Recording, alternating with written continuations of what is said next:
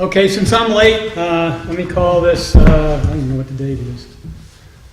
30th of October. 30th of October, public workshop on the comprehensive plan to order. Before we start out with the roll call, Mel, would you like to introduce the newest member of the board? Yes, sir. To your right is a guy in a, is it green shirt? Anyway, that's Alex Hogan. He's our newest member. And he was brought in as an alternate, but he will be moving into a permanent spot. Because we've been informed that Mr. Copley will be resigning. And Beth Booker, because she has sold her condo, is imminently going to get off as well. So, Mr. Hogan, welcome, and we are pleased to have you on board. You don't have any idea how much we needed somebody else, 'cause we couldn't do any business at all. So, Alex, we're very happy to have you. Can we proceed with the roll call? Mr. Hogan. And then we're going to have Mr. Coakley, Chair Bush. Here. Mr. Kerrigan, Mr. Driver. Here. Ms. Wilker. Okay, looking at the outline of the agenda for today, the first thing is talking about the comprehensive plan in comparison statutory requirements of 163.3178.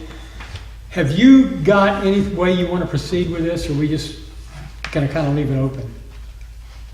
Well, I think that last time you had asked for some kind of ideas on some policies that we can look at to include into the coastal management element. And I have found some information from a presentation that someone else had conducted on this issue in Pinellas County. And so I included those examples in the packet, and that has to do with the sea level rise, the storm surge, and the flooding issues. And these are actually excerpts from a very long FEMA document that we could kind of glean from if we choose to. Okay, well, why don't we proceed that way? I know that I would like to say that information you included in the packet, Mel or Adrian, whichever one did it, educated me with some ideas as to where we ought to go. As far as the FEMA stuff on the flood, the storm surge, and whatever the other one was, I mean, but I lost my notes. It didn't do me any good to do all that stuff anyway, so. Why don't you go ahead? Okay, so this chart that he has showing on the screen right now is actually an excerpt from the Florida statutes, 163.3178, part 2, part F, which is 1, 2, 3, 4, 5, 6 there. This was adopted and amended into the statutes in 2015, and it has to do with reducing risk to flood, to any kind of water rising in the community, to property and life, of course, also. And so because you're doing an inclusive update of your comprehensive plan, the grant that Mel applied for to do that from the Department of Economic Opportunity requested that you include this issue as part of the updates to the plan. And part of that grant, there was a scope that included certain deadlines on what certain tasks had to be completed by. And in that included 2 workshops to address this issue by, I think it was October 31st, correct? So this is the second of those 2 workshops in order to submit to the state to receive the certain amount of money that went with this portion of the overall grant. To discuss what the community wants to do about addressing flood peril issues that are within Mexico Beach. And a part of the packet now also included several maps that show you where your issues may be in Mexico Beach. This is the flood zones map. Before let me make sure we're all in the same boat of music here, okay? A next zone is less than 0.2% of an annual flood. Is that correct? Yeah, the X zone, right.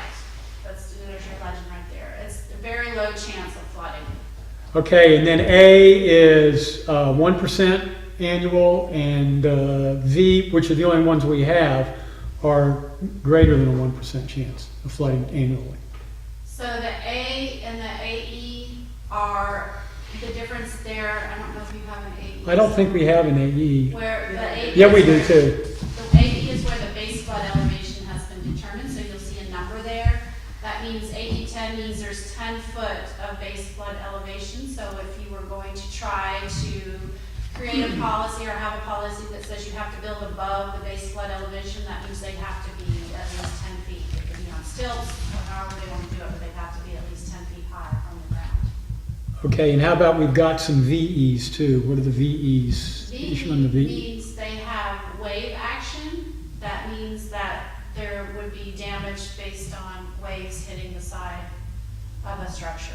Rather than Okay. just flood, water rising, there would actually be a motion and And action. do people have different policies for structures that fall within that zone? Usually, there are policies that will address the breakaway walls, so that if something is pushing against it, it will actually break away and let the water go through rather than keep punching up against the structure. Because I know two of those handouts that you had said we should be treating A as the same as VE or something. Again, I don't have my Okay. notes with me, so. I can look at that. too. But one of those things, I think it was the wave and also the other one, both of them mentioned that both of those should be treated in the same category, although they're different. Okay. Okay, I just wanted to clarify on that. Okay.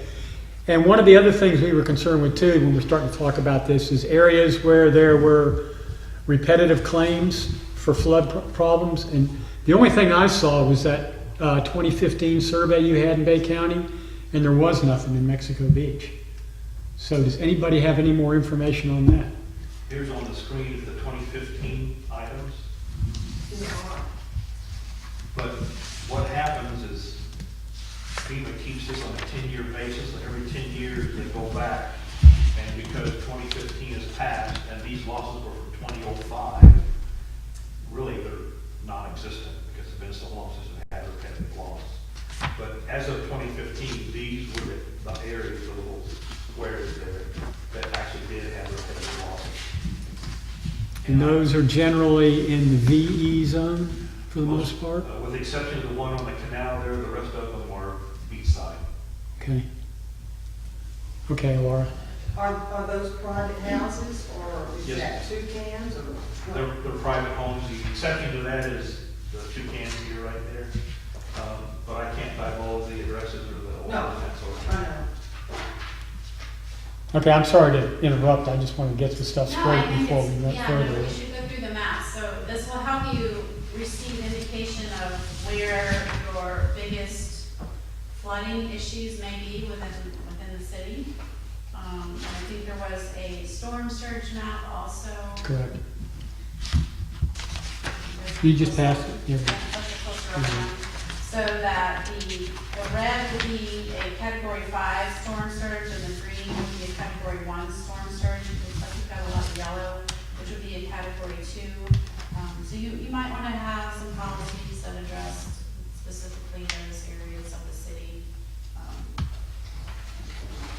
then I think there was a sea level rise map. Yeah. And that's, I think where a lot of this requirement is coming from, has been the recent discussion at the legislative level and throughout the state on sea level rise. And there is actually a tool on NOAA's website, NOAA, that you can show over the period of years or over the amount of feet of sea level rise, how that affects your community. And I did do that for Mexico Beach online, and really it's very similar to this map, where it really is only affected in the canal area. As you go forward in time and by amount of feet high. And So is that, even is at that 6 a, foot is that a level, future projection or a past? It's future. Okay, how many years out?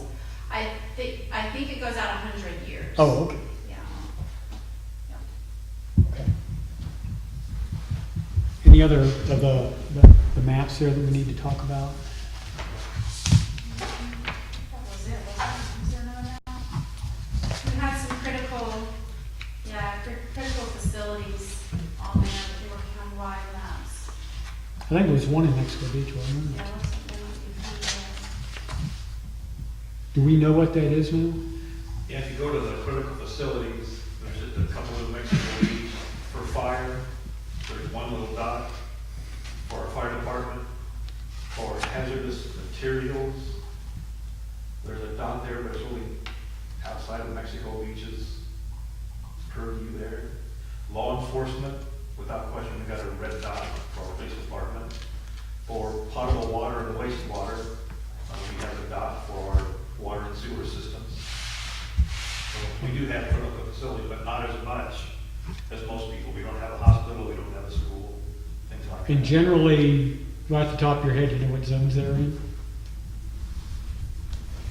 Yeah, that's where we might want to get a GIS overlay to understand, because those are the types of facilities you want to make sure are located outside of flood zones and outside of storm surge, probably at least as much as you can, but since you're primarily totally within all 5 storm surge zones, at least outside of the 3.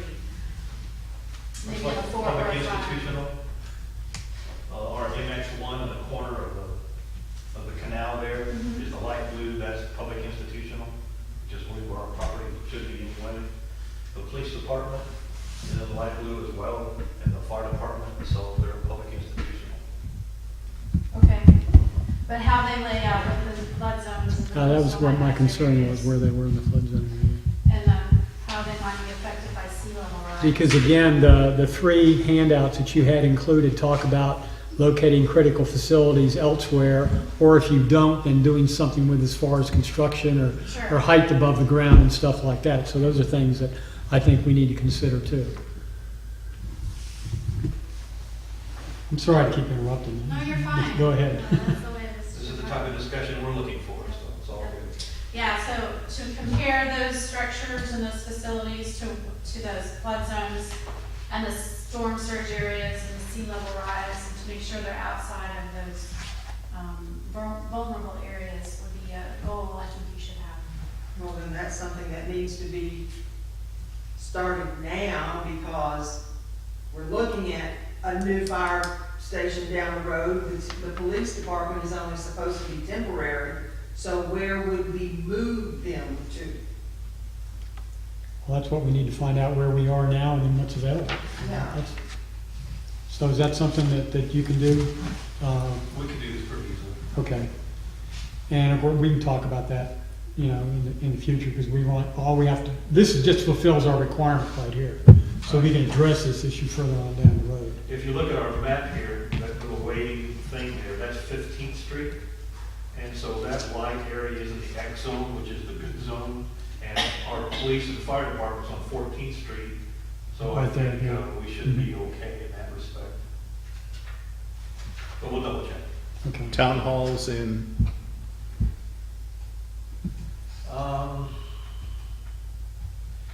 Without the streets being listed here, it's very difficult to say.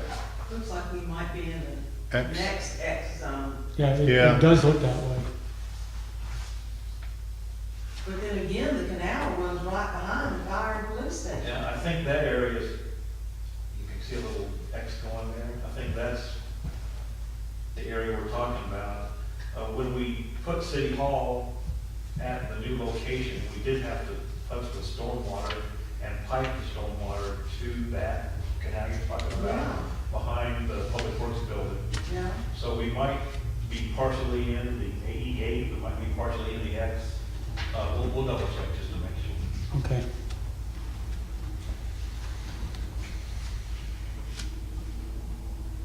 So, and then, there was some documentation, like I mentioned, that was included, that was from a FEMA document that has some really great ideas or sources for possible policies or goals that you can include in the comprehensive plan and the coastal management element that identify possibilities to mitigate against sea level rise, storm surge, and flooding, which are your biggest issues here. We do have a little bit of a wildfire issue here also because of the forest to the north. According to the Bay County Local Mitigation Strategy, wildfire risks is one of the risks here. But storm surge, flooding, and wildfire would be the 3 prominent risks you would have. near Mexico Beach. I did have a wildfire map as well, because we were talking about flooding and didn't. Right, yeah. Do we want to go through these three handouts and identify things that we may want to incorporate that you've got? So Sure. can we start with the first one that you got, like the sea level rise, I think was the first one? At least that's the first one in the handout. What page are you on? On page 15.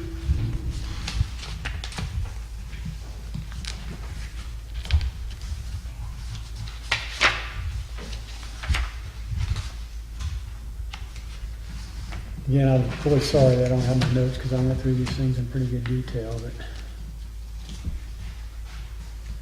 Okay, the one thing, developing an inventory, SLR 1, developing an inventory of public buildings infrastructure that may be vulnerable to sea level rise. I think we're already doing that, okay?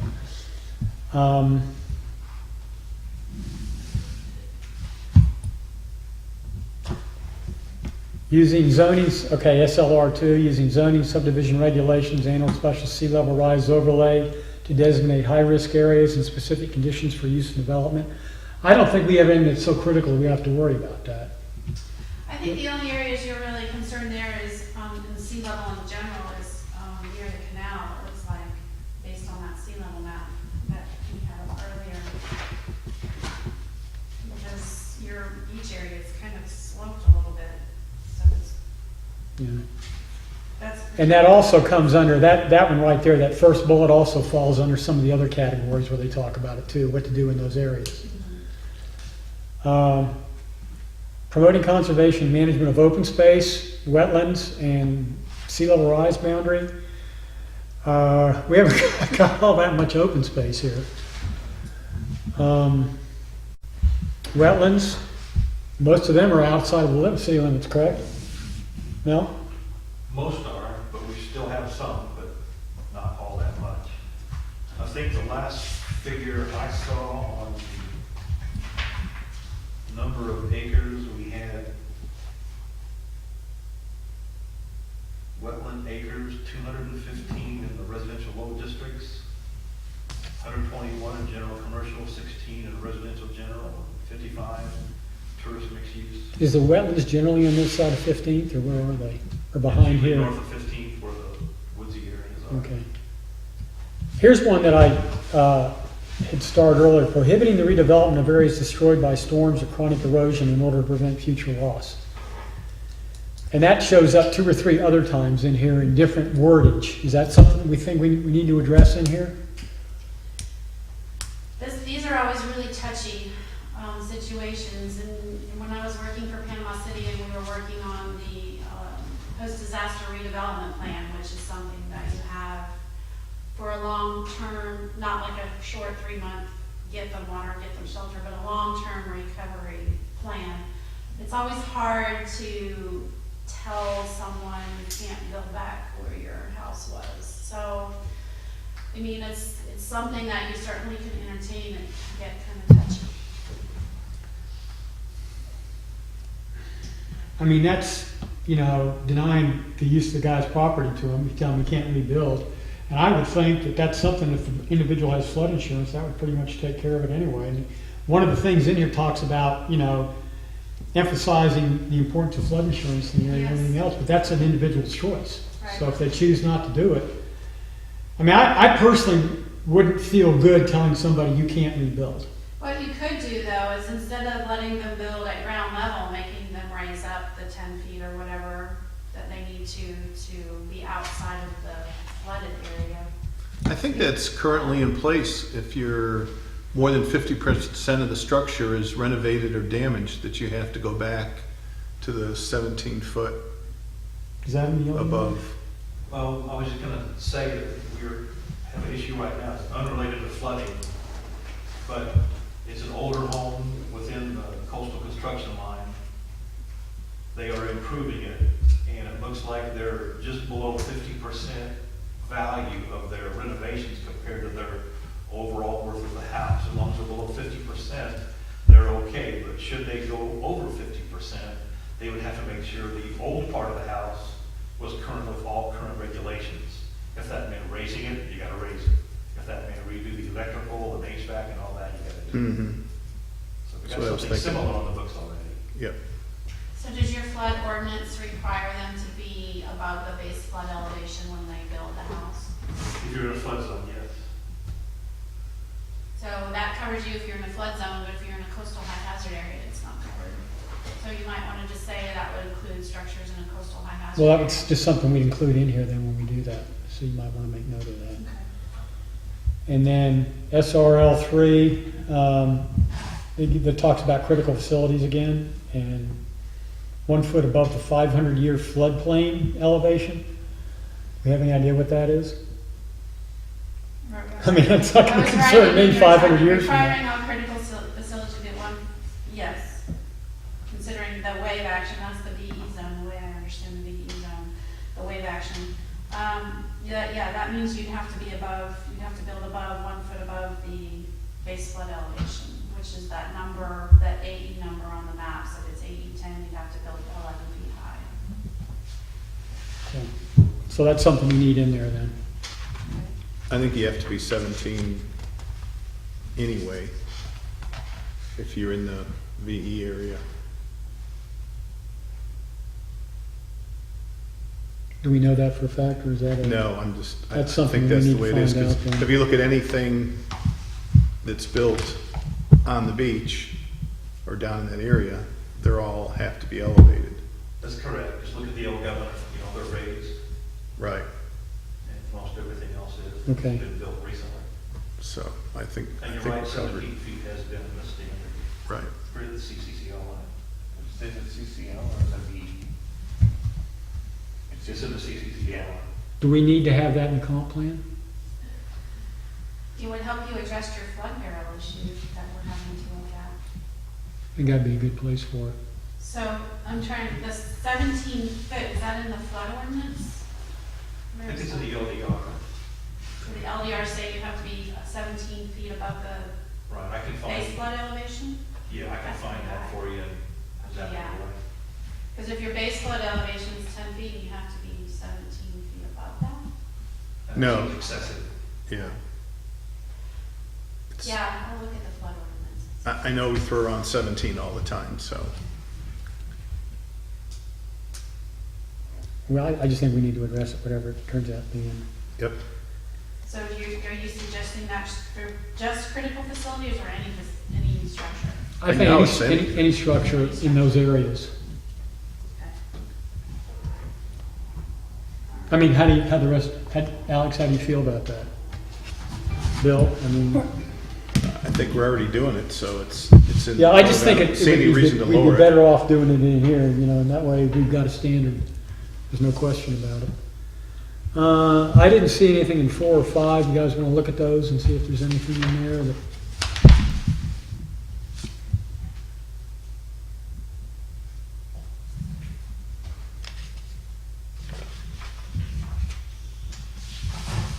What are rolling easements, adopting rolling easements along the shoreline?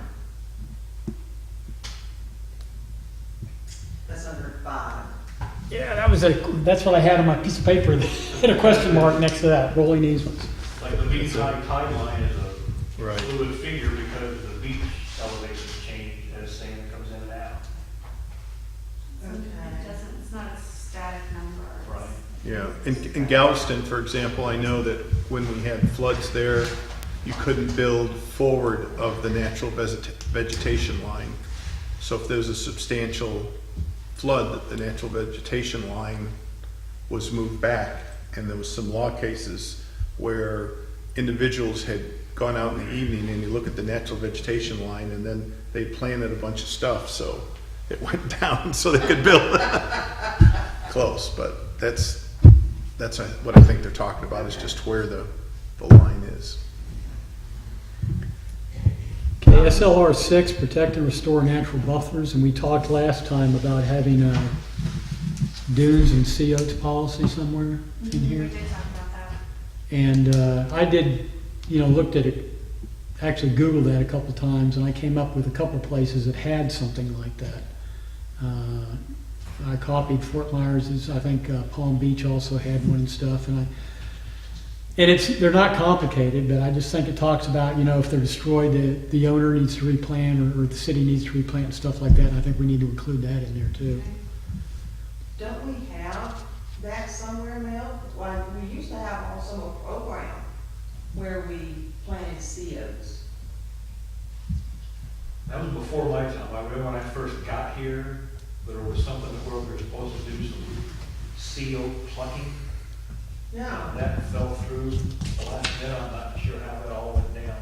Because we farmed it out to a different group. Okay, There was contention about that, okay. but it should still be continued. Yeah, we should Right. still have, we used to have some sort of program where we got the seeds, a group would come in and get the seeds and then come back the next year and plant them. And it has helped tremendously because in 2004, we lost a great deal of dunes, especially down on the dedicated beach. And they never replenished the dedicated beach, but they replenished some in the middle section, and it's helped tremendously.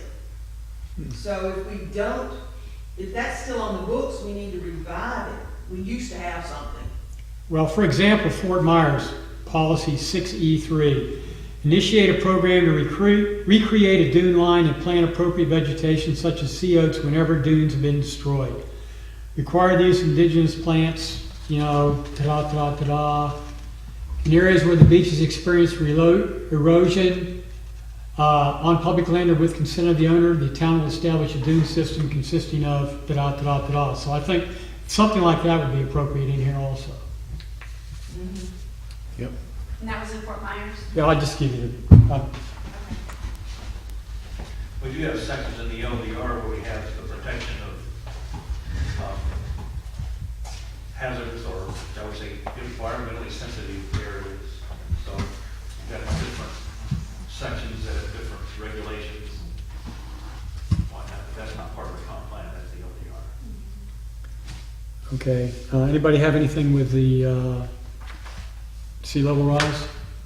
If not, we can go on to storm surge. Just for a second, go back to the CO thing. I think that we need to, in some way, try to include that mile-long strip of dedicated beach. It's been neglected completely as far as replenishing COs. And it seems like, and my answer has always, the answer that's always been given to me when I've questioned that is, well, there are no houses down there, so we don't need to worry about it. But it's still eroding when the COs are destroyed. So we need to have something somewhere that protects that mile-long strip of dedicated beach, including it somehow in CO planning or whatever, because if we don't, then we're not protecting that a third of the town. So I'd like to see something in there that protects that beach, even though there are no houses on it. That goes back to the thing we did the first day under Mexico Beach shall manage growth, and then L is protect the city's dedicated beach areas. Okay, So that falls under that. That's definitely one of the goals that we had. So Okay. I concur. okay. Anybody? Yep. Okay. On to SS1. Okay, ASCE-24-05, flood resistant design and construction. Is that something that's much greater than what we're currently using as a standard, or anybody know? Nope. I mean, the state must think something of it because it's mentioned in this one 3 or 4 times and in the next one 2 or 3 times. So we would have to, maybe your building official would know now, because remember, this is a federal document from FEMA. Mm-hmm. So what this, I don't know, the Florida building code is much stronger than the standard building code, which is what most of the country uses because of the storms we have. So I don't know if this is a standard building code issue for the Florida building code or not, I don't know, but, This might be the braces and everything that we have to put in and the roof clips. Yeah, could we just check All on that that stuff. and then you could get back with Laura if it's necessary, if it's not necessary, and let her know one way or another. Sure.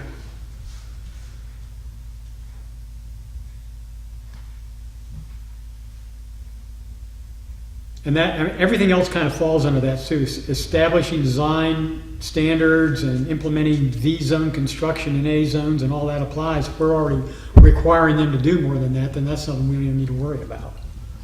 If it's not, then it may be something we want to address. So that's based on what that standard is going to be, Mel. Okay. SS2 is improved land use planning and regulations.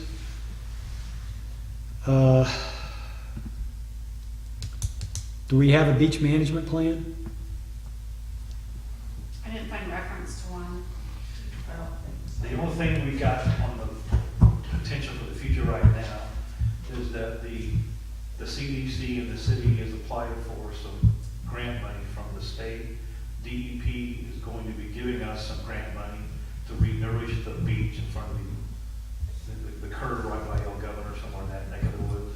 It also creates an annual plan thereafter for some grant money on an ongoing basis to help protect our beaches, like putting fencing to encourage new Development.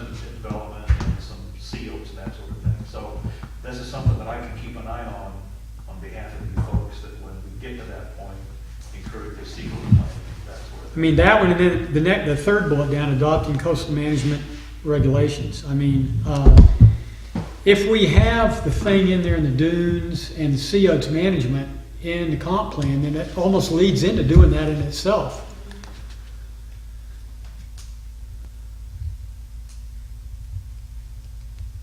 Well, you could easily create a coastal zone by just saying anything seaward of the CCCL, that would be their coastal zone. If you want to.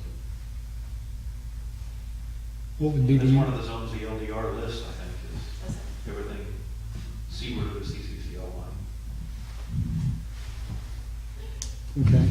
But again, that's the LDR, not the comp plan. Yeah, but is that something we want to have in the comp plan? Because the comp plan drives the LDR, and if somebody wants to challenge it, that would require changing the comp plan before the LDR can be changed.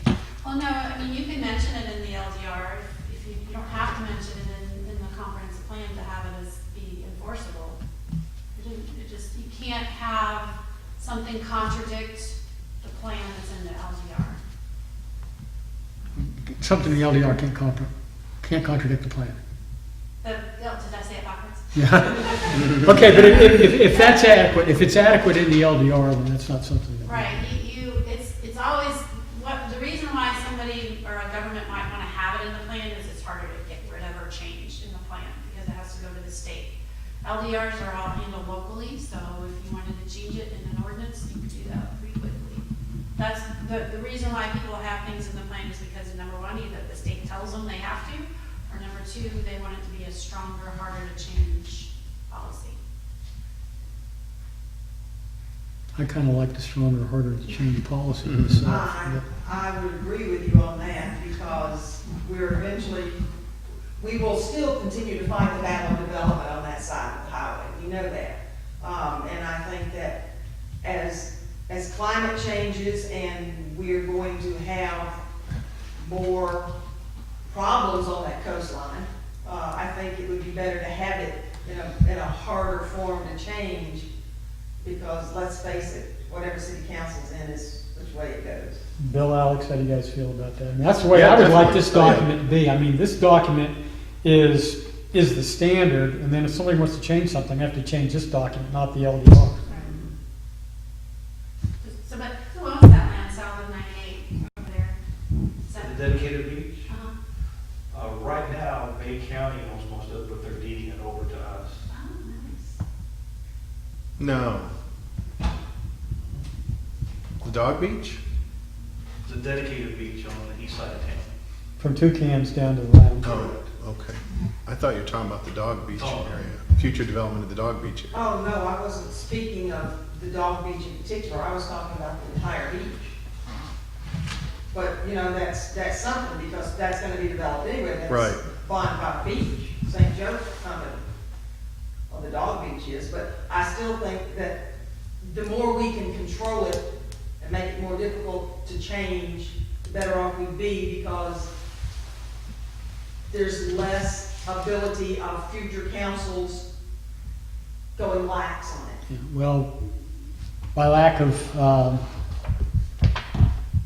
contradiction, because nobody else on the board says, no, let's go that way. Okay. And then I think a lot of the other bullets saying improving land use planning regulations goes on with what our current standards are as opposed to whatever this ASCE-24-05 are, so we have to wait and find out what that thing is. SS3, minimize risk to new facilities and infrastructure. We've already talked about the first bullet and the second one.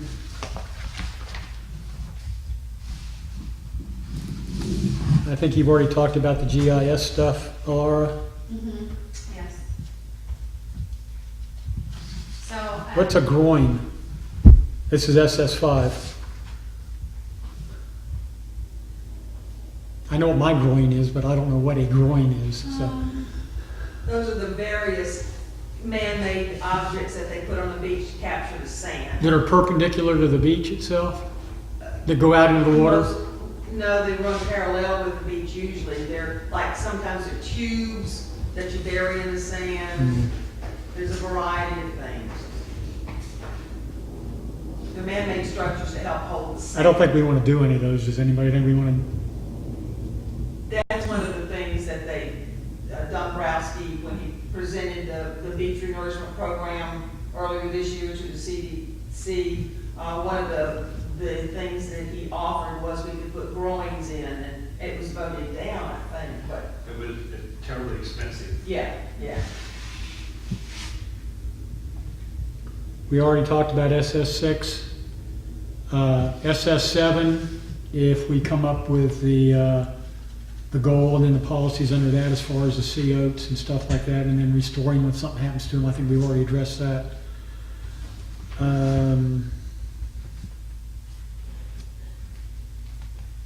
Does anybody think anything under SS8 we need to address? That really doesn't have anything to do with the comp plan. Well, I think if somebody ever calls, you can definitely direct them to the Bay County website or the NOAA website regarding the GIS hazard mapping online, because that's in play now through the county and through NOAA, at least with sea hazard. I think you can even pull up flood zones and things like that on the NOAA site.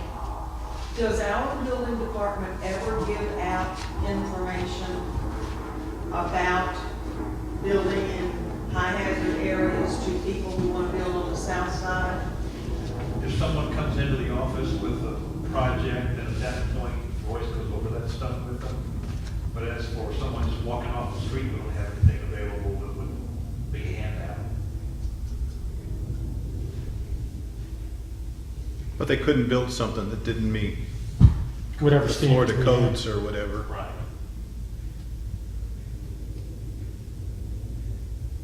So I guess as long as we address that in the comp plan and the LDR follows suit, then we really don't need to worry about it, because they got something that fit it when they get approved.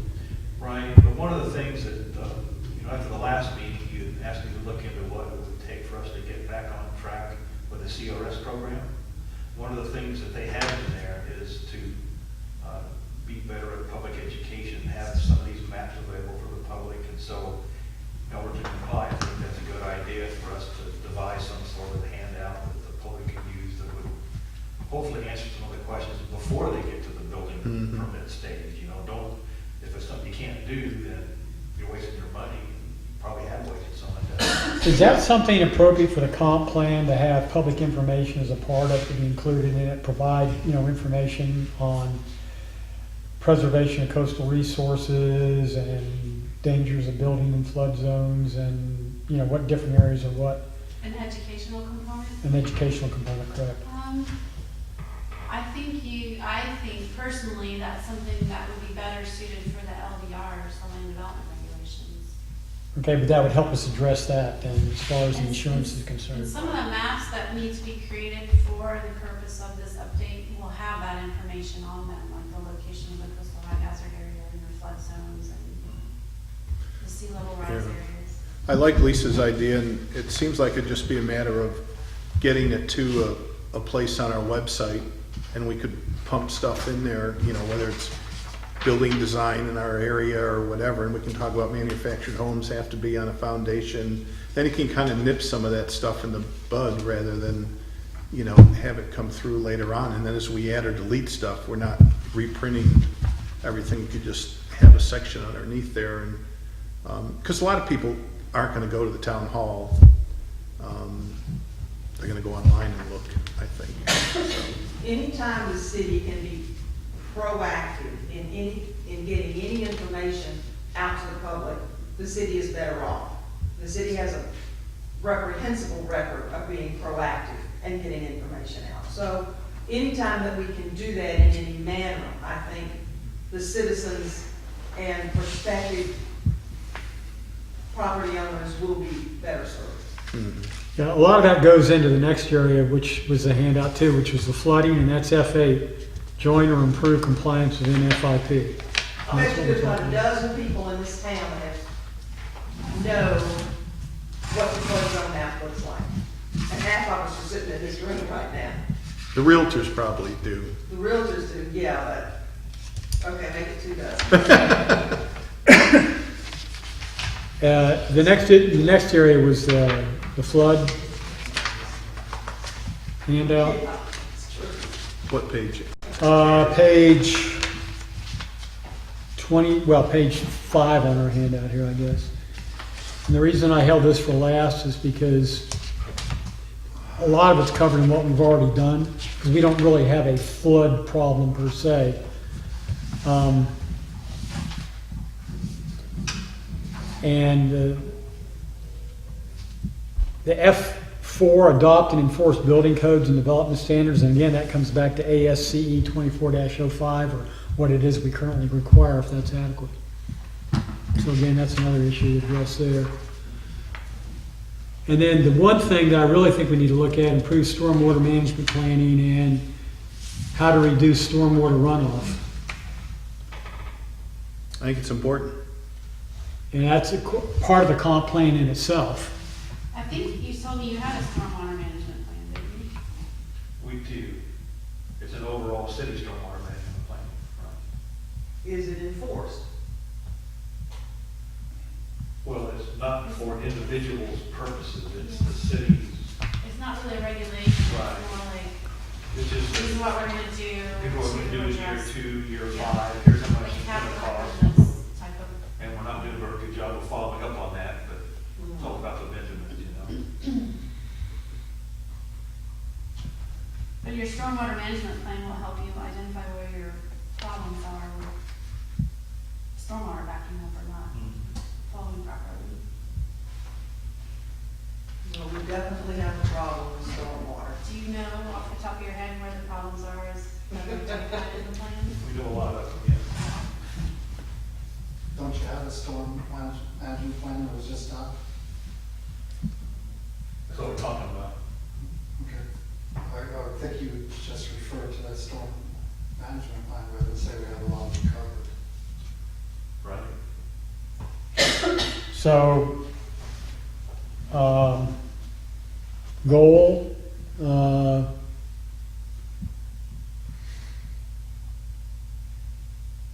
stormwater management, planning and enforcement, and then policies under that. And again, there's no need to rewrite the Constitution here. We can sure as heck adopt stuff other people are doing. It appears to work, but we definitely need to make sure it's enforced. There was some language that we'll get to probably next meeting back in here where it talked about stormwater and having that plan and stuff. And I was thinking of adding the word funding back in there because that seems to be a critical issue. I mean, you can have the plan, you can say we're going to clean the ditches out every year, but if there's no money to clean the ditches or whatever, I didn't know whether we could add. Is stormwater a line item budget? Mel, do you know? Is there a line item budget for stormwater? It's buried in the public works. We try to put in extra dollars each year to rent equipment to clean some of the ditches out. And invariably, our priorities change. We'd like to get to things sooner, like right now, we're down 5 people in the public works department. So right now, we're just getting the minimum stuff done.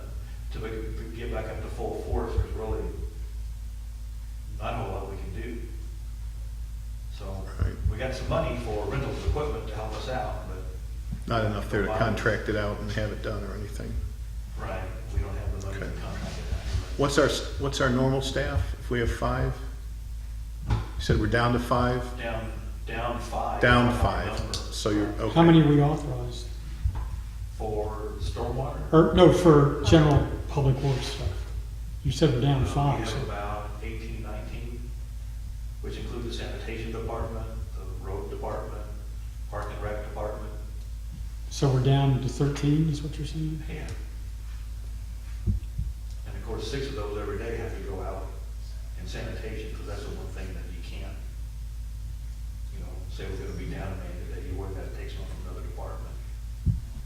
Okay. What did you find? You said St. Pete Beach or somebody that you looked at, did they address this in theirs? Pinellas? Pinellas. I haven't looked at their final document. This was a presentation that they did in preparation of preparing that final document, so I haven't looked at their final, but I can. Okay. Have you got anything to brief generally on what they've done overall and As far as stormwater which way you management? think? Well, overall, Oh. the whole thing as far as where we should go. No, it's really, you really have to kind of put it into perspective, because a big city like St. Petersburg can do something completely different than what you can here. So I didn't have any luck finding anything that smaller cities had already completed, probably for the very reason that you're struggling is just finding the funds to be able to go out and do it. So I will try and look some more, but I've really only found, I know Santa Rosa County has done something in this line, West Palm Beach, but they were all bigger communities. I didn't find any small cities yet. But I can look some more. I can call DEO and see if they have any suggestions. Okay.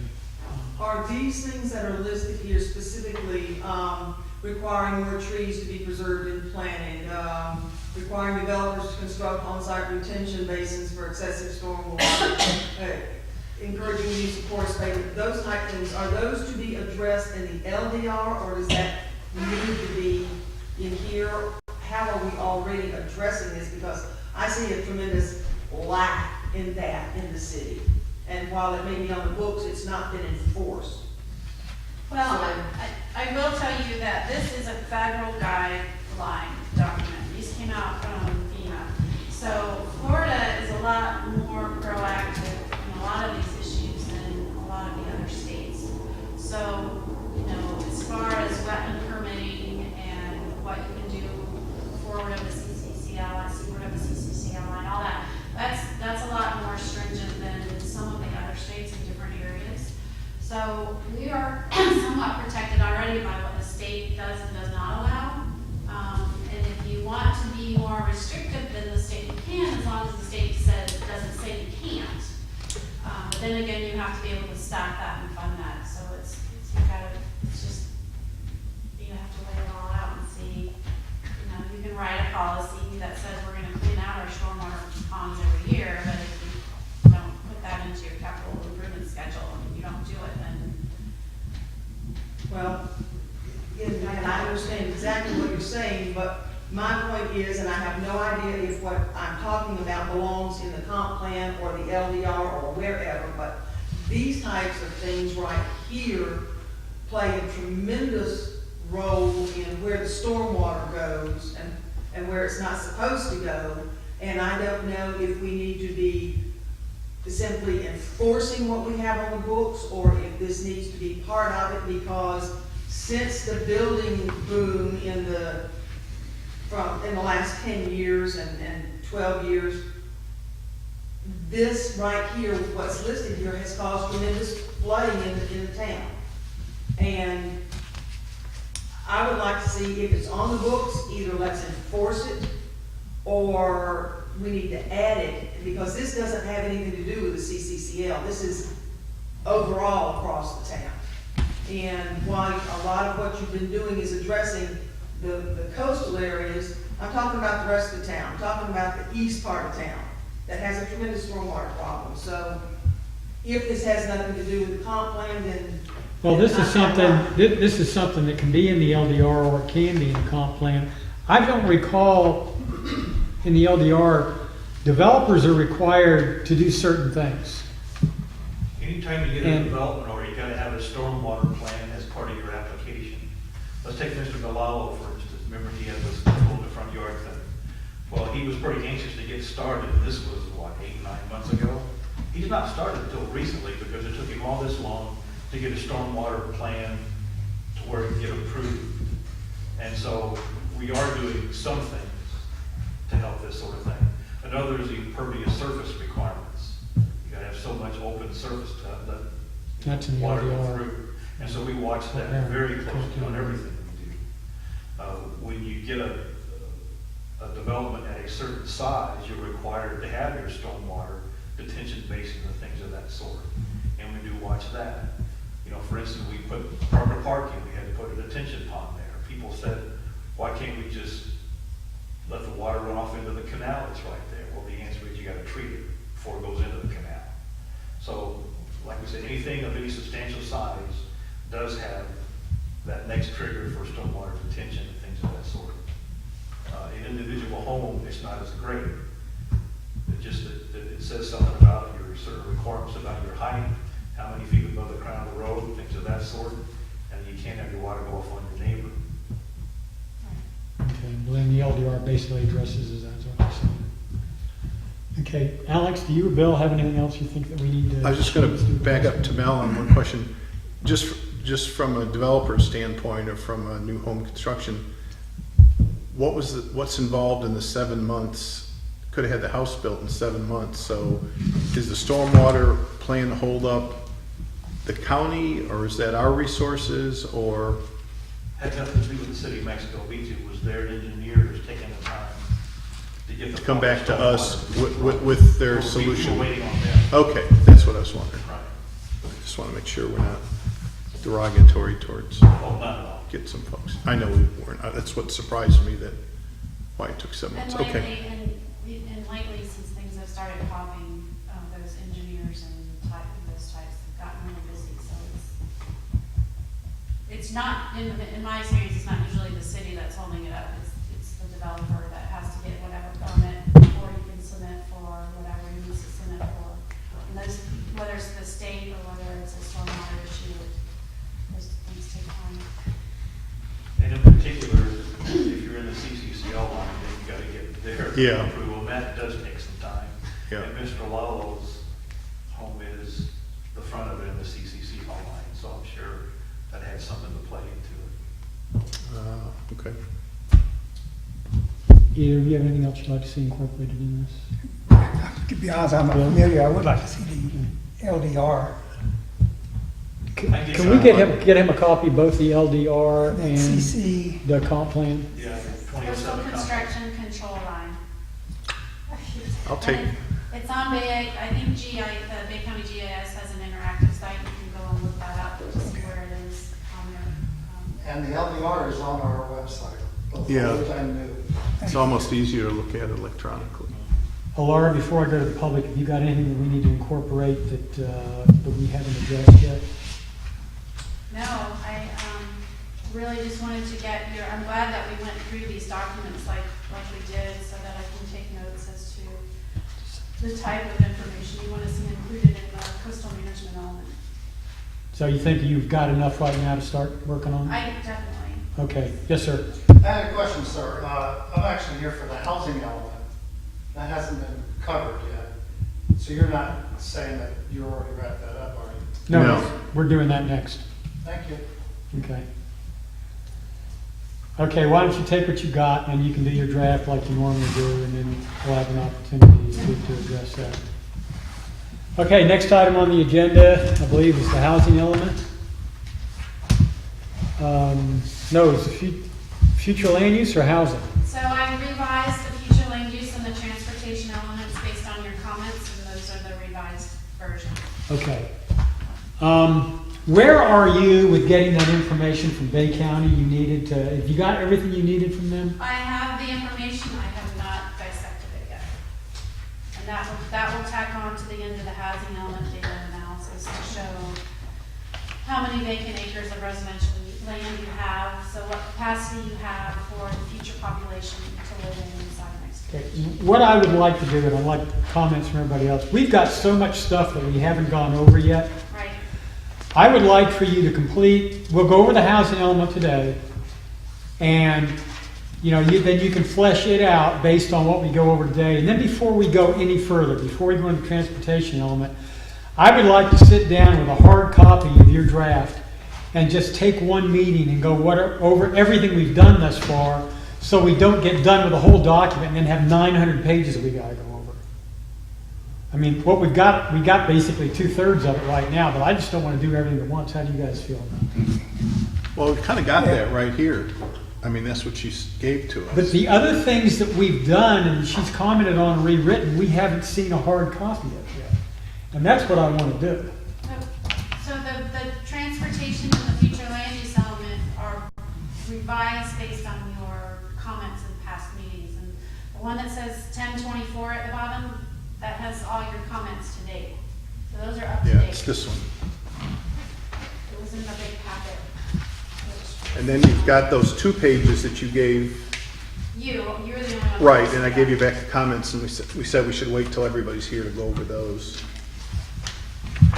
Okay, how about, So here's what we've done, and she's gone back through, and there's some stuff in here, I've gone through this, because I don't think I'm gonna be at the next meeting, but there's some stuff that magically appeared Yes, yeah, and I that, needed to go through that we need to discuss, with you. that we didn't talk about. That's So, and we can get it when we go through it, we don't need to stop everything right now, so if we want to do housing, that would probably be fairly quick, and then that would bring us up to page 50, and then we could look at it all together at once. what is page 50? Well, housing starts at page 50 on the old. Oh, you're plan. talking about the old document Yeah, rather I than the just new track document. it, so I know, we've got to go to page 87, so I'm trying to be positive that we're making progress. I just know that Alex hasn't been here before, and I've missed the last 4 or 5 because I've been out in Texas and Colorado. And I'd just like an opportunity to go over this stuff. I mean, that's just me. I mean, we can do it, we've satisfied, I believe, the requirements of the grant. Yes. So, Okay. as long as we're, I think, just talking about what was advertised. Yeah, has all of this stuff been posted in one spot online for the public to look at? We haven't gotten an edited, I mean, Well, this see, that's- is as close as where we are. Yeah, that's what I'm looking for, is something that's edited that can go online, based on what you've crossed out, that will all be left off of that new document and everything else. That will go online. After that's been online for a week, then we meet again, and then we're able to discuss it based on public input. However you want to do it. Well, I would like to do, But I think we need to go, I don't think this is ready for public look-see yet. At least I've got comments before we put it online, because we haven't had a chance okay, to well, let's discuss go over it. housing, and then we'll do that, what you've got there. And then, can we just take a hiatus till we can get that all together? Put it online, and sit down and look at it, and then finish the document off? I think it's ready. I think you gotta catch up, no offense. I'm trying to understand. Him, not you. because Okay. I think I am caught up on the Yeah, first you are. sections. Yeah, the documents we've got now have all got the crossouts and all that other stuff. That's the way we have to send it on. Oh, it is? Yes, we have to send it at least to the state and strike through and underline, because they have to see what's changed. But I can certainly give you a clean copy. Okay, well, what we'd like then is everything all together, all the different portions together, Okay, clean copy. sent to the city, whoever's gonna do it, and it goes online under that news thing. And then we get a copy of it that we can go over, and the public can go over it, and then we all sit down and go over all that stuff the way you've got it. Without the strike through and underline? That's what you're. No, if it has to go forward with the striking, It does, but you can receive it however you want to, but. I would rather receive it without the striking Okay, I and the can do underline. that, yeah. Yeah. And I would rather, From the public standpoint, this is. it's so much easier to read with all that other stuff on there. Yeah, by statute, in order, when you send it on, and it helps the city council know what's changed too. Okay, I know you're not gonna be here this month, but let's go ahead and do the housing, then go back to those other 2 pages you talked about, Oh, it's more than 2, it's 20. 20. Oh, maybe It's that's what I everything wrote. we've I done. wrote a bunch of notes too, so maybe that was all I wrote in the notes on the day. Okay, let's go over housing. Okay. It's only 7 pages, I don't think. Yeah, it's- let's go over housing, then we'll address the other issues, and then we'll see where we can go from there. Okay, let me turn it over to the housing with you, for you, Laura. So the housing element is meant to help you make sure that you're providing housing that is affordable within your city.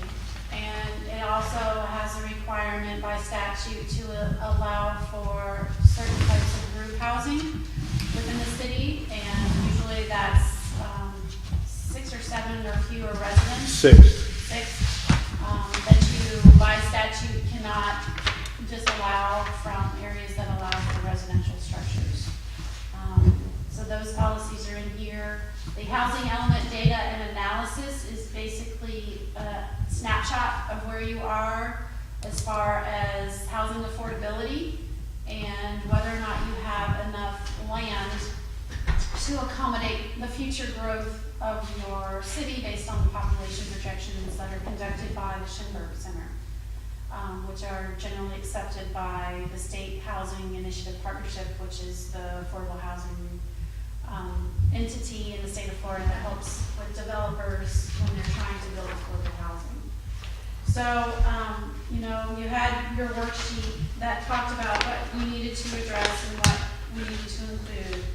And so this element is just kind of put it in the framework of making sure that you're not only providing you have affordable housing, but you also are protecting historical resources, which you don't have any. So it's, I know we went over this one time, but I'm old and I don't have a very good memory, but what's the definition of affordable housing? it's in Florida statutes, and it's based on the median or mean, I think it's median income for the city, which is a little higher here, I believe. But so you have low, very low, moderate types of levels, and the Florida statutes then defines the affordability based on the incomes Okay. for your area. Okay. And so that should be part of the data and analysis listed on page, towards the end of the data analysis. Page 20 has some affordability counts of the data analysis. And it projects out to 2040. So not only is it based on your income, but and so it takes your income and says 30% of your income should not be used, more than 30% should not be used for housing, or then it's not affordable to you. And that calculation includes your insurance and your utilities, anything it takes to maintain the basic house, Okay. to have a house. So if you're spending more than 30% of your median income, then you're not living in an affordable house based on state definition.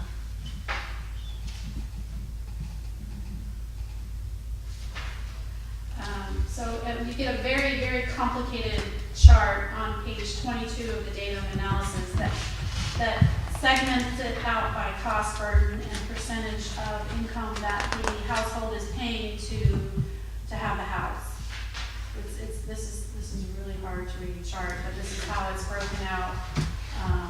If you look at the top, household income owner, so they're segmented by owner, renter, throughout the years. If you are, and so the AMI is the average median income, I believe. So if you are between 30% and 50% of the average, so let's just say the average income in Mexico Beach is $50,000 for the household.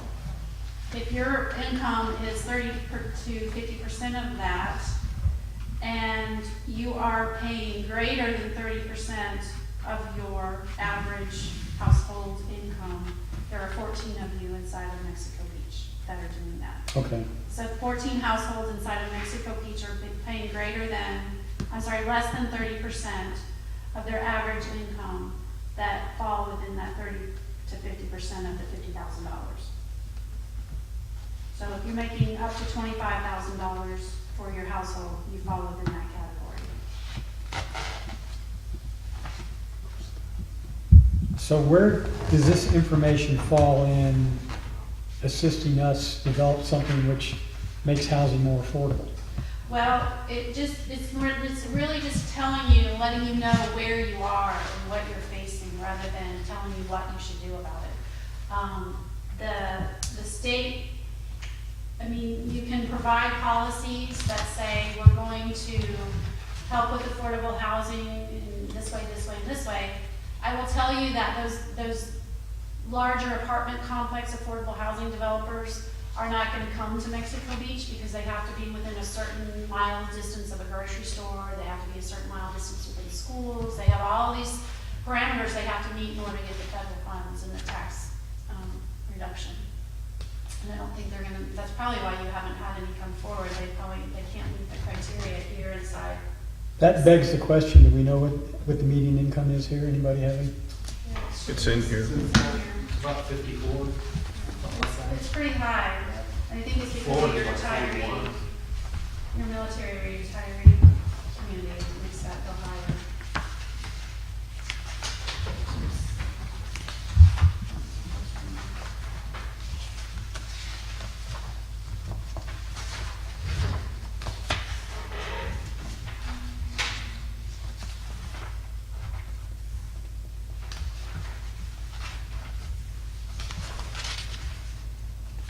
So on page one, I hope I'm referring to the other pages. Yeah. Household income projections in relation to cost of home gives you an idea of how many people are paying according to the percentage of their income throughout the years coming up.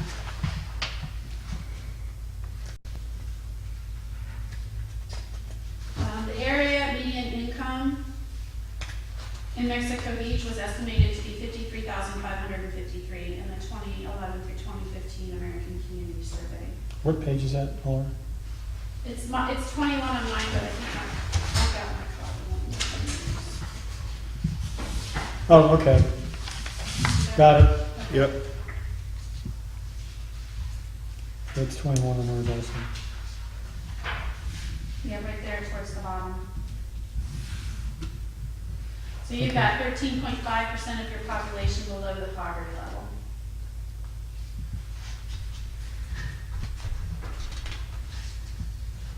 And where are you getting that from? The census has the decennial counts every 10 years, and in between, they do American Community Survey estimates. So what they do is take the previous year counts or estimates and just project out. Adrian, haven't you and I discussed that before? The number of people living below the poverty level here? Yes, we have. Have we? Yeah. But we don't have a number. We've talked about it, but I don't know. Yeah. Yeah, we don't have a number. You gave me a number, but I won't say what it is then. What is the number? You told me it was around 30%. That's from CDBG. I know what you're talking about. I find that hard to Danny gave believe. that number. So is that an accurate number, or is it based on totally different criteria? I think it may be different because it was a tiered system that they have. There's the minimum and then there's a percentage of the minimum. So I think it's going to be a higher number than that. The number that you. Well, and what is the poverty level? I don't know what that figure is, but It's a percentage of the poverty level that we had to have to qualify for the CDBG funds. probably a And we're percentage below of the it. median income, yeah. So it might be a different percentage than what this is using for poverty level, and I don't know what this is derived from the Schimberg Center and the census information. So it didn't tell me the poverty level amount, it just said 13.5% of the population is below the poverty level. Okay, well, let's get back on track here. I don't know. So, Yeah, so this data is just telling you kind of what you might want to look towards if you have an affordable housing issue. So the median household income on page 23 for Bay County was 56,700, so it's a little higher than Mexico Beach. And then these limits here, extremely low, very low, and low, are the categories that the state uses to determine affordable housing needs. And so these would be the salaries based on the number of persons in your family. If you have 4 people in your family, you're extremely low. If you have, household income, that means everybody in the house, household income of $24,600.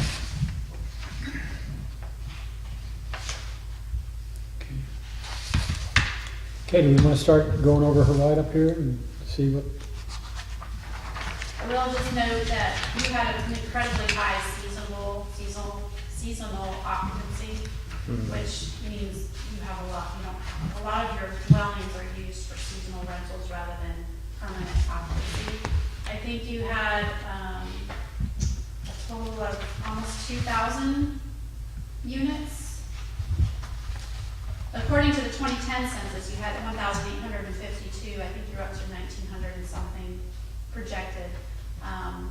But of those, about 1,300 were seasonal or vacant, considered vacant. They're classified as vacant by the census, but you would call them seasonal here. That's a pretty high rate. So, Only 563 of them were permanently occupied. right. okay, anybody with any comments on objective 3.1? Yep, I do. 3.1.2, if I'm reading this right, I can have a house, then I can build a second building on the land. Since we don't have a minimum 750 square feet, that didn't pass, then I can make it whatever square footage I want, I guess, and then I can rent it out. Well, this says it can't be greater than 40% of the primary dwelling. Okay, but a minimum, like, it could be 200 square feet. Cannot exceed. So, right, so if you had a 2,000 square foot house, then you couldn't exceed, do the math, because I can't do it. 800, 800 square foot accessory right, dwelling. but I could have it be 200 square feet, Yes. and I could rent it out. Because it says, workforce housing, accessory dwelling units shall be Well, you allowed. can rent out the house today. You can rent the whole house today. I'm worried about just renting the 200 square Yeah, feet. you could. Yeah, but Yeah. right now, you're not allowed to have accessory build, or another building on the property that can be lived in. Am I not? That's not exactly true. You can have an accessory apartment today, and the accessory apartment has cooking facilities in it. But today, the accessory apartment must be attached to your home. And my question was, what was the intent of writing this particular section here? What were you trying to meet? I was trying to State meet the requirements. statutory requirement, and it doesn't say you have to do this, it Right. says encourage. Encourage is the word. And, let me see if I can find it. 163.3177, part 6, part F.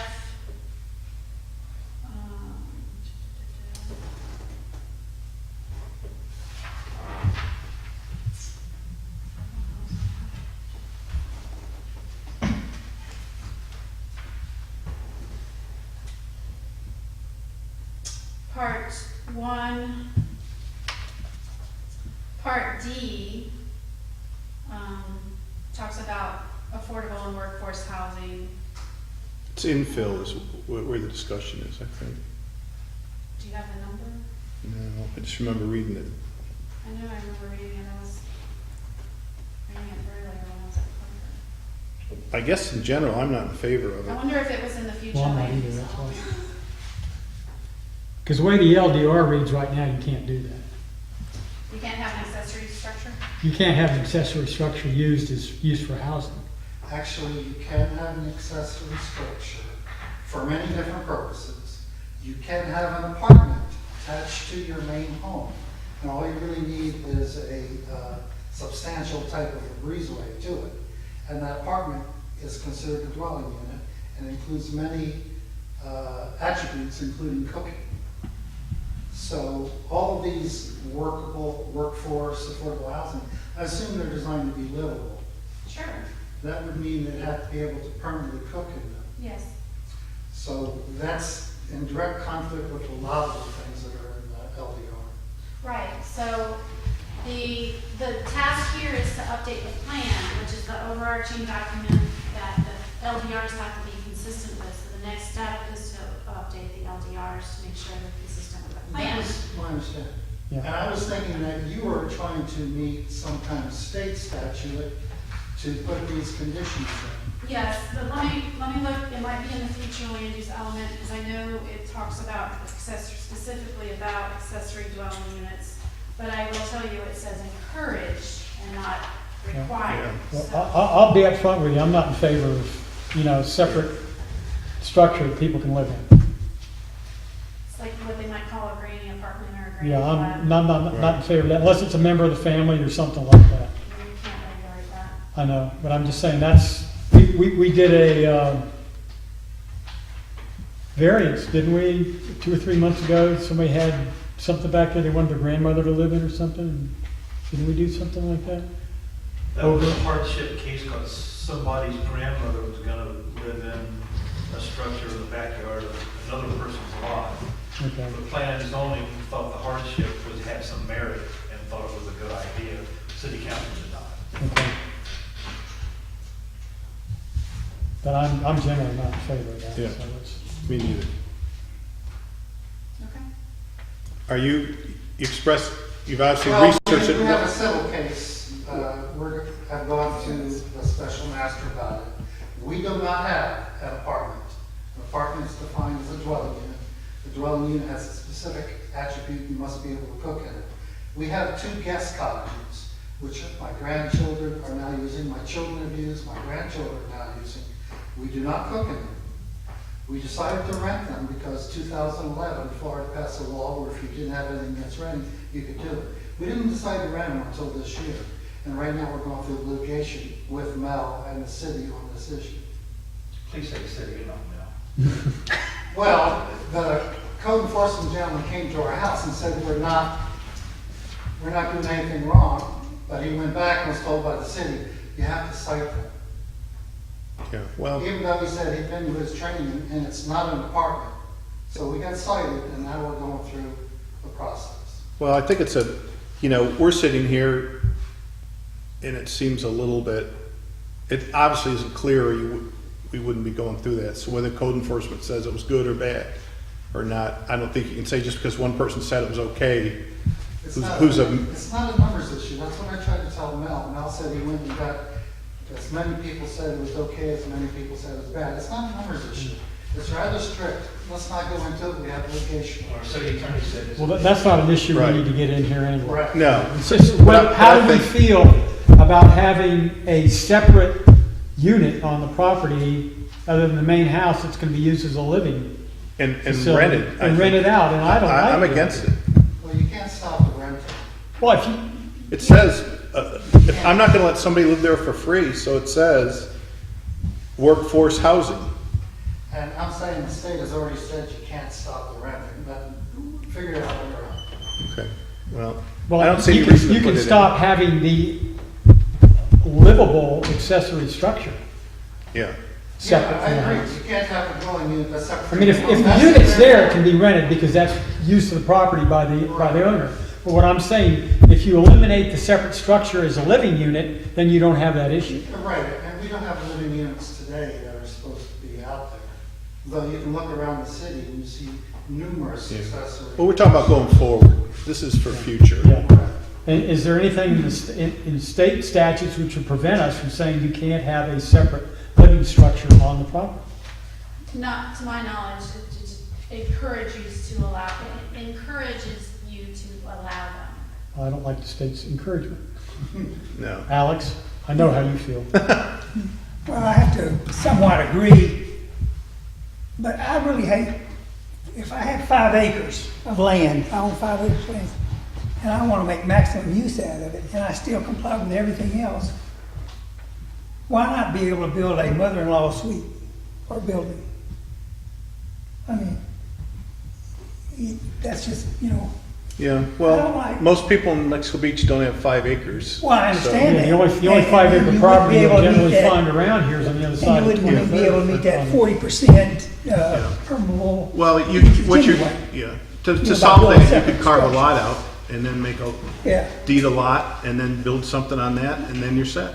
but I agree with you in terms of a small basic acreage, you know, trying to put too many Yeah. structures on that. Right, well, think about, we can have 6 per acre houses and low-density residential.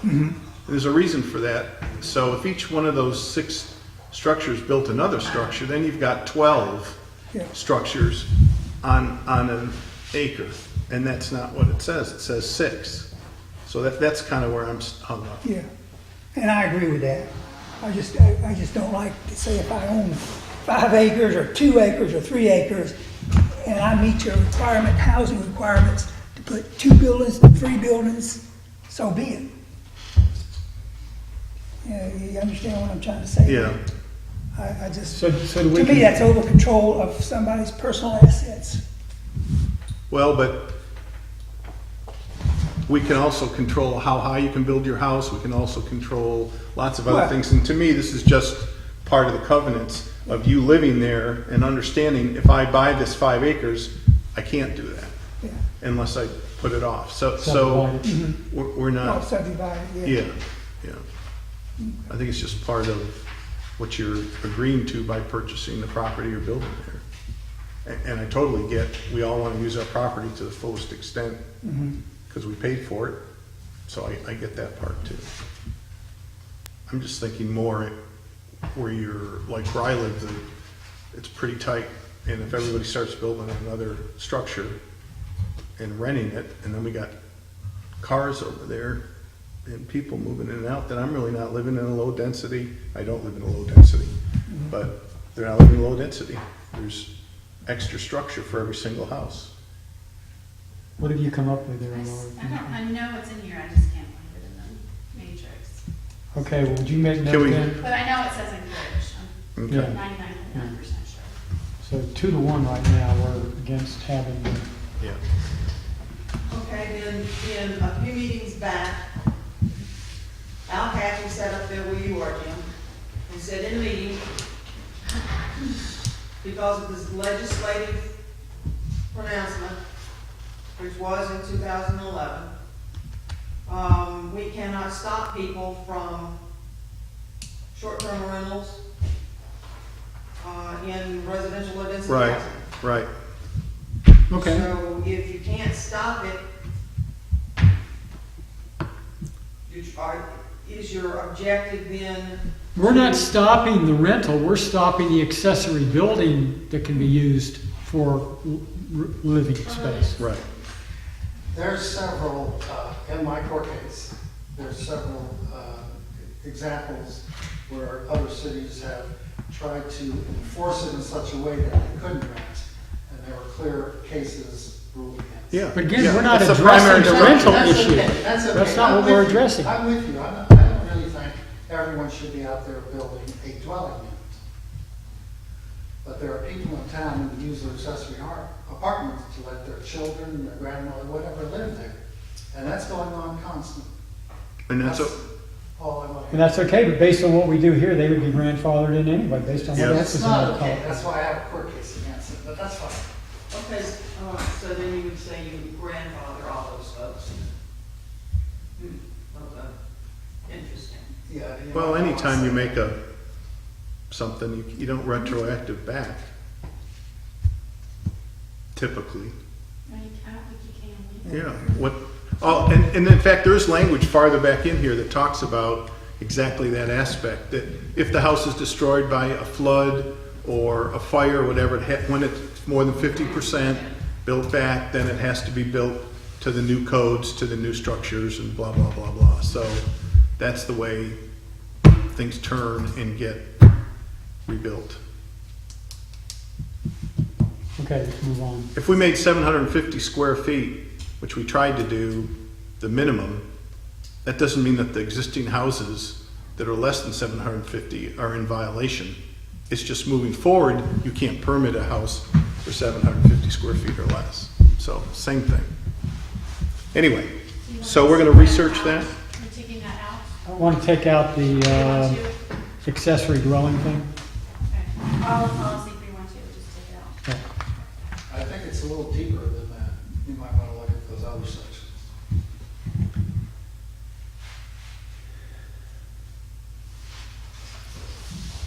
Anything else in policy 3.1 section before I address my issues? Let's see, I'm on the next page, 3.1.3, the Manufactured Building Act of 79, that's still in existence and that's there. There's no 85 or 95 or 05. Okay, so that one's still good. And this 3.1.5, a study of a density bonus program for the provisions of workforce housing shall be conducted to understand if a program would benefit the provision of workforce. I don't know why we need that. We need a bonus program, study of a The density. density bonus program usually will, for example, if you have a zoning, let's go with zoning. If you have a future land use category that allows 10 units to the acre, but you have a zoning category that site is in that only allows for 5 units to the acre, but it's an affordable housing project, you could have some sort of incentives or whatever to allow them to go up to 6 units to the acre or 7 units to the acre or 8, or however many you would want to go as a density bonus program. And usually, local governments want to incentivize affordable housing in their communities. Then you're just throwing out all the regulations about how much per acre and all that stuff. To me, it doesn't make any sense. You can't exceed the future land use category, but you could go higher on the zoning. Well, let's go back to low residential, 6 per acre. So we're gonna do a bonus program and put 10 per acre on there? No, you have certain zoning categories that fall within that future land use category, is that right, Mel? Do you have zoning, or are they all pretty much the same as your future land use categories? So they're different. They're different? You mean the vacant land that we have? No, I'm talking about, Your future land use zoning versus the zoning Yeah, map, they're yes. pretty close, they should be almost exact. I see, okay, yeah.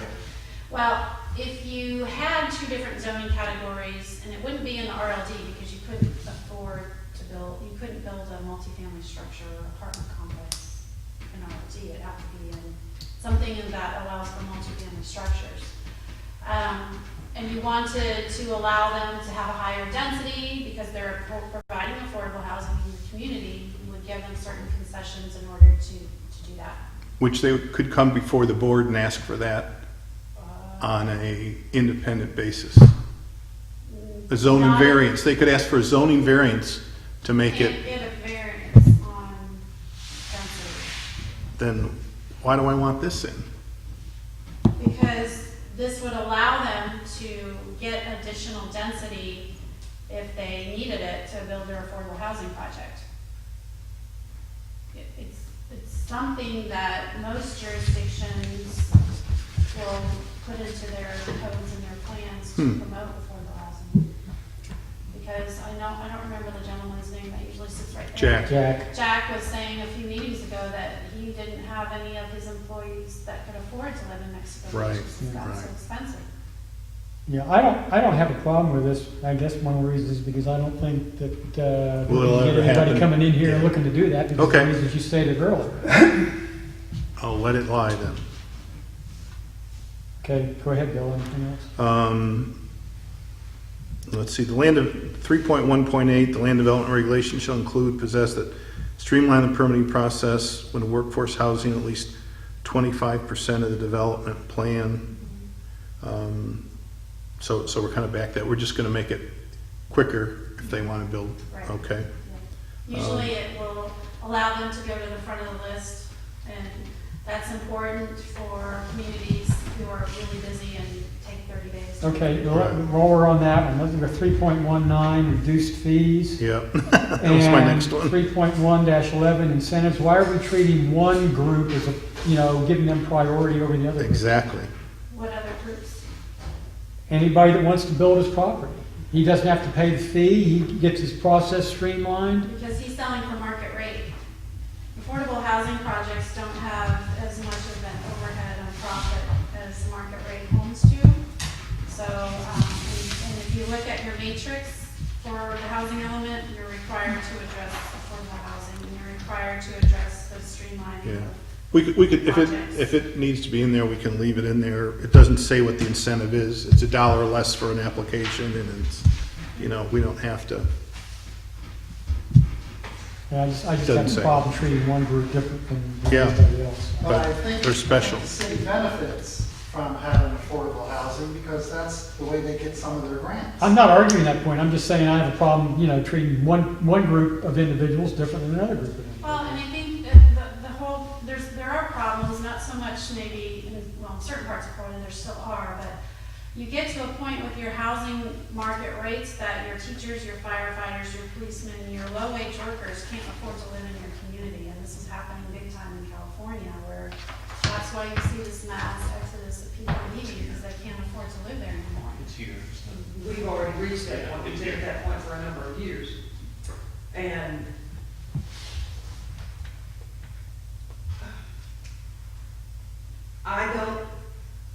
the city must find at some point, some way to give. Now, I differentiate between affordable housing, like Section 8 housing, and workforce affordable housing, because to me, the ones that are getting cut out that we need are our policemen. They can't afford to live here. We don't have any police who live here. We don't have any firemen who live here. Even our fire chief doesn't live here. We don't have any city workers except for the 2 salaried ones, I think, because you don't live here. Ms. Mel lives here, and one other out of 34, 35 city workers. They can't afford it.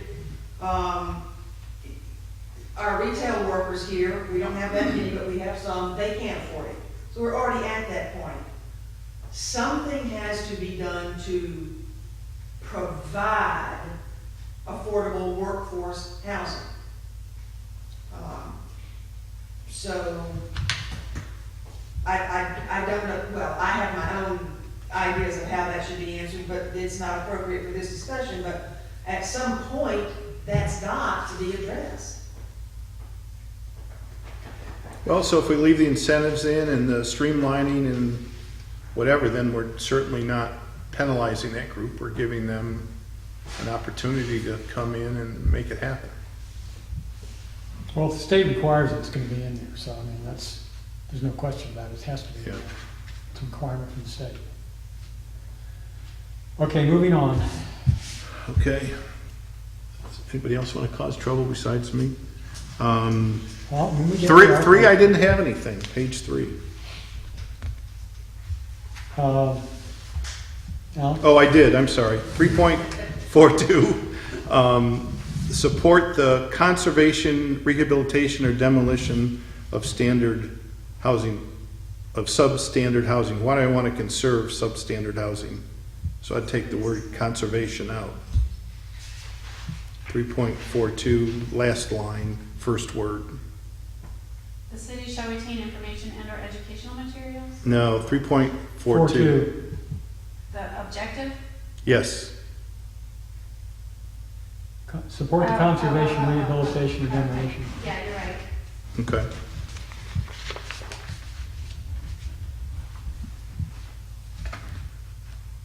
Okay, 3.2.5, uniform and equitable treatment for persons and businesses displaced for state and local government programs. What does that mean? Uniform? So if FDOT is coming through and they're, widen 98 and the building is condemned, there's a process by which they have to go through, and that's in Florida statute 421.55. I guess what I'm saying, I don't understand the uniform. So that everybody's treated equally. Yeah, so you don't get 10,000 and I get 1,000 and we're in the exact same situation. It's the process by how they go through to condemn property and how they evaluate. Okay. Equal, uniform, equal. Okay, I don't want to wordsmith, I just, Yeah. that word creates problems in my mind. Okay. Moving on. I'm at 3.63, page 4, and it's the group Wait, home. what? Oh, sorry.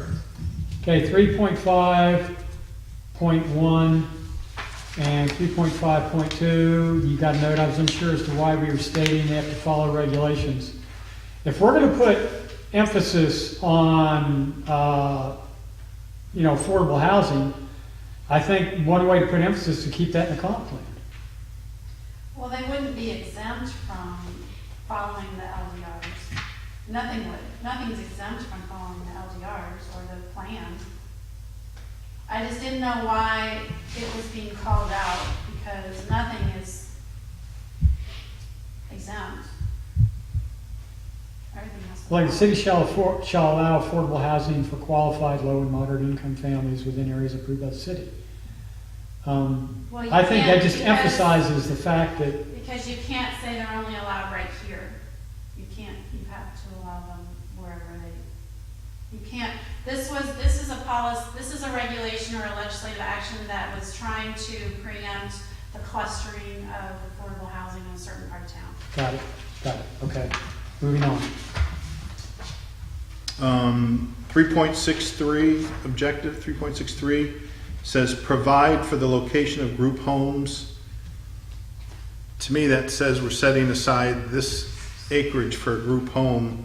I think that word should just be allow for the location I'm of sorry, group homes. objective 3, Objective 3.63. the stricken out 6? No. Provide for the location of group homes and foster care facilities licensed by various state agencies. Right, and I think rather than provide for, that to me says we're dedicating land, setting aside to provide them a place. I think it just should say allow for the location. Yeah, you got me, I didn't see that, good. I've got nothing on page 6.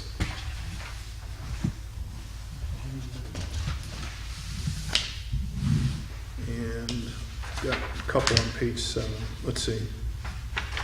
All right, take it back. I do have some on 6.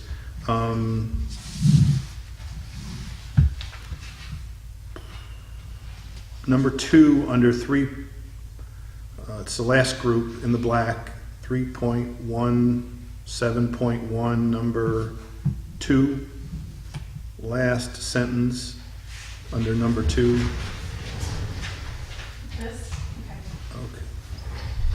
Those of low and moderate income families, group and foster care facilities. So we've got the mobile homes in there and rural and farm worker households. So are we saying that we're gonna set up areas for mobile homes and farm worker households, or what are we saying there, I guess? Provide or require any other infrastructure. Okay, so this is just saying that you are going to provide infrastructure such as potable water lines and sanitary sewer lines to accommodate future housing needs, including everybody. Okay, that's fine then. I thought we said we were gonna have modular homes and weren't gonna have mobile homes. Manufactured homes. Manufactured homes, not have mobile homes. This is existing language, I can change it to manufactured if you'd like me to. Okay.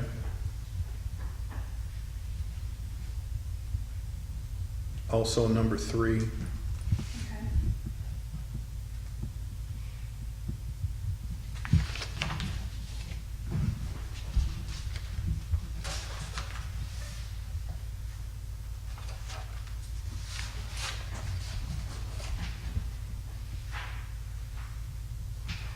And then on the last page, objective 3.4, in the black, mobile homes is there again, if we could just change that to On the manufactured. last page. See, that was the last policy I had. Yeah, I don't, 3.7.1 was the last policy I had. Okay, 3.74, I guess then, if you're reading the crossed off part. Part 4? Wait. Last page that we've Okay, marked the part up. that's crossed out was deleted language. Okay, this is in black. no, you're looking at a different sheet of paper because that's where it ends right there. This says housing element 1017, Yeah, that. 17 draft. The crossed out on the very end, no? That if it's crossed through, it's recommended to be struck in. Yeah, it's not crossed through. What's It's the a little blank. number on the bottom right? In black. You got a completely different sheet of paper. than we Yeah, this do. is what was handed out at the last meeting. Okay, I think It's still under housing it though. should still, okay. I'll give it to you after the meeting. Okay. I'll show.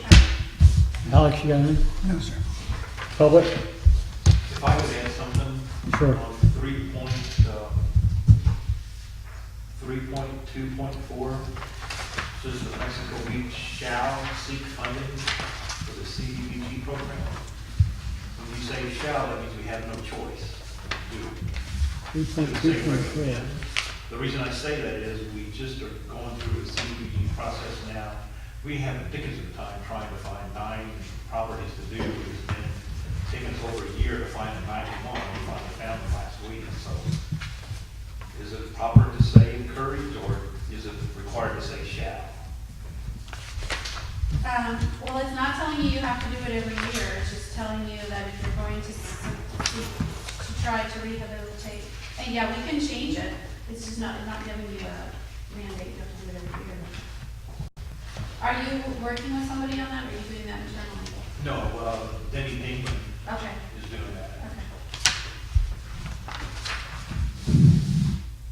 As, well, we can phrase it as an option, Mexico Beach shall. Encourage. Well,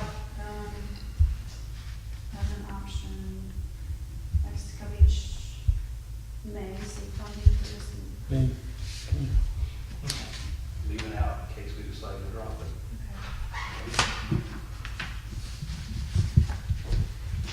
Public? Moving on. Future land use.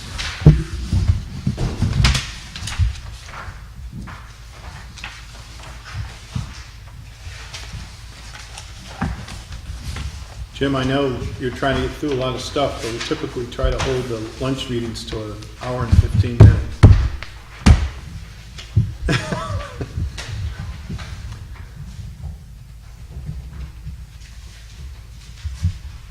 I have no problem breaking, and I have no problem continuing. If we want to, if you want to take the, if we don't want to go ahead and go through this, that would give you an opportunity to tie all the other stuff together that I asked you to do, and then we can do this next time. Does anybody have a problem with that? Nope. Next meeting. I will be gone through the 11th, 31st through the 11th of November. When are you going hunting? I'm gone during that same time, so we won't have enough full, let's see. Okay, so our next meeting regular scheduled 6, meeting is November the 6th. but we don't really have We don't have anything, anything Yeah. on the agenda yet. so we could, So let's do something the week of the 13th, if we can. I'm gone, I'm not I back. thought you said you were back. No, When are you back? 27th. That's Thanksgiving week. No. No, That's the week Thanksgiving's after. week before, so Okay. the last week in November. But you can go without me. Well, we may not have anybody here without you. That may be good. I won't slow things up. Is there any reason that we can't proceed today and then just schedule one after the 1st of December? That'll give you a lot of time to tie up loose ends. And what section are you gonna go through now? We'd go through the future land use. Is that the one that's in the packet, the 99 page? It's a lot of pages, 27 maybe or something like that. 22 pages. Well, darn, I'll have to miss that because I got to leave. Okay, how about next meeting in last week in November? And then our next meeting would be in the January, and that's where you've got everything tied together, and we do everything that's tied together thus far. So when you say tie together, I'm just gonna give you a clean copy. You're gonna give me a clean copy of everything we've done so far. I can do that easily. All I have to do is accept all the changes Well, what I'm trying to do is find enough people that are gonna be here so we can hold a meeting is what I'm trying to do.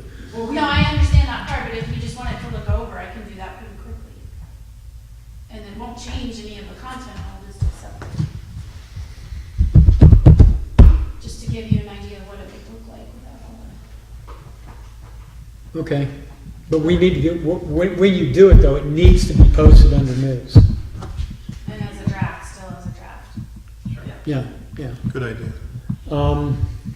November and December are typically the times when meetings are just, Well, let's schedule the next one for the week after Thanksgiving, and then not even worry about it in December, other than our normal meeting. So Mel, the December zoning meeting, in case we had zoning issues, could we do that on the 27th? No, we've got a lot split pending for that first meeting in December, so we need posting time for that.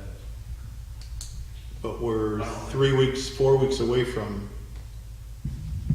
moving it to the So, what's your normal 27th. meeting on the 4th of December? Oh, yeah, I see what you're saying. Okay, so just have the regular meeting, have one the 27th to work on the comp plan, and have the regular meeting on the Fourth. 4th. That worked for me. Do we want to do this is going to take a while, future land use? You don't think so? You gotta see my markup. You want to do a noon meeting, you want to do an evening meeting, it's totally up to you. Well, whenever we schedule it, we need to do it so that we get through it, because that's gonna be a long, drawn-out process on future Yeah. land use. So it doesn't matter to me, since I'm a bum anyway, I can come here at any time. You're a bum too. I like doing it at noon just because we don't tie you guys up in the evenings, That's fine with me. you know. Can you be here at noon this time, if we do it on the, let's schedule it at noon rather than, and do we know that the civic center is available then? Mondays are usually good because there's no yoga or anything, or a bridge like there is on Thursday, so we should be good. Okay, so then the next meeting will be at noon on, what was it, 27th? 27th. And then we'll schedule the normal meeting on the 6th, and then we won't have another meeting until January. Are we clear? Yep. okay, so the November 6th meeting, which is the regular meeting, that's gone. We're not No, still having it. Still having that. Then the comp plan again, November 27th, and then the December 6th meeting, Or December 4th meeting. For the November 6th meeting, we have nothing on the agenda. Yeah, so that probably won't take place So- because there's nothing on the agenda. So I was wrong. The normal meeting in December is the 4th, Correct. December 4th. Okay. So Laura, you were gonna try and get a clean draft together, post it online, and then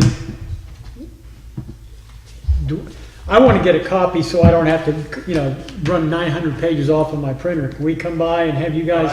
When I get it from the layer, then I'll print off some copies. So just to be That'd be clear, great. the clean copy will be through the housing element. Through the housing The element, third element. through the housing element. Perfect. And then we drop by and just come see you. I can and- let you know that we've got it. Okay, Print it Perfect. out, it'll be ready at a certain time. okay. Perfect. Anything further from you or from the public? Can I have a motion to adjourn? Wait, Oh. on the grant, Mel, we have to have draft policies to be PO by the 30th of December, is that right? I think that's correct. I'll double check We my, need to factor that in, or else ask for an extension. and I'm likely we can have an extension.